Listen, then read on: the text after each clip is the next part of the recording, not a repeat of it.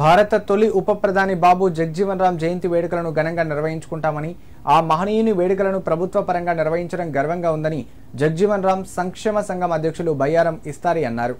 సిద్దిపేట జిల్లా కేంద్రంలోని బాబు జగ్జీవన్ రామ్ భవనంలో ఏర్పాటు చేసిన మీడియా సమావేశంలో ఆయన మాట్లాడారు. సిద్దిపేట పట్టణంలోని అంబేద్కర్ నగర్ నుండి బ్లాక్ ఆఫీస్ చౌరస్తాలో గల బాబు జగ్జీవన్ రావు విగ్రహం వరకు బైక్ ర్యాలీ నిర్వహించి ఆయన విగ్రహానికి పూలమాలలు వేసి అనంతరం సమావేశం నిర్వహించుకుంటామని తెలిపారు. ఆయన జన్మదినం సందర్భంగా నిర్వహించే క్రికెట్ టోర్నమెంట్లో పాల్గొన్న యువకులందరూ 10 గంటల వరకు అక్కడికి చేరుకోవాలని, క్రికెట్ టోర్నమెంట్లో గెలుపొందిన జట్టు సభ్యులకు బహుమతులు ప్రదానం చేయడం జరుగుతుందన్నారు. జయంతి వేడుకల్లో ప్రతి ఒక్కరూ పాల్గొని కార్యక్రమాన్ని విజయవంతం చేయాలని తెలిపారు.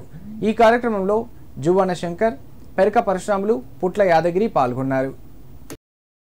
5 ఏప్రిల్ రోజున భారత తొలి ఉప ప్రధాని డాక్టర్ బాబు జగ్జీవన్ రామ్ గారి యొక్క 118వ జయంతిని పురస్కరించుకొని సిద్దిపేట అంబేద్కర్ నగర్ నుండి సిద్దిపేటలో ఉన్నటువంటి దళిత సంఘాలు మరియు కుల పెద్దల ఆధ్వర్యంలో పెద్ద ఎత్తున ర్యాలీ కార్యక్రమాన్ని నిర్వహించబోతా ఉన్నాం. అదేవిధంగా సిద్దిపేటలో కానీ, సిద్దిపేట నియోజకవర్గంలో కానీ దళిత సంఘాలు, మరి ఎంఆర్పిఎస్ నాయకులు, ఎంఎస్పి నాయకులు, మరి కుల సంఘాల వారిగా మరి 9 గంటల వరకు సిద్దిపేటలో ఉన్నటువంటి అంబేద్కర్ నగర్లో ఉన్నటువంటి జగ్జీవన్ రామ్ విగ్రహం గారికి చేరుకొని మరి ఈ బైక్ ర్యాలీని నిర్వహిస్తాం.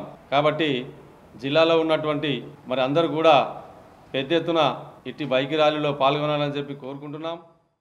జరగబోయే భారత తొలి ఉప ప్రధాని డాక్టర్ బాబు జగ్జీవన్ రామ్ 118వ జయంతి సందర్భంగా మా అంబేద్కర్ నగర్ బాబు జగ్జీవన్ రామ్ కూడల నుండి బైక్ ర్యాలీగా బయలుదేరి ఇవాళ జరుగుతున్నటువంటి క్రికెట్ టోర్నమెంట్ సభ్యులందరూ రేపు వారికి బహుమతులు ఇవ్వడం జరుగుతుంది. కాబట్టి రేపు 10 గంటలకు బీజీఆర్ చౌరస్తా బ్లాక్ ఆఫీస్కు అందరూ తరలి రావాలని మా బాబు జగ్జీవన్ సంక్షేమ సంఘం తరఫున ఎంఆర్పిఎస్ మరియు ఎంఈఎఫ్, ఎంఎస్ అందరి సభ్యులకు విజ్ఞప్తి చేస్తున్నాం.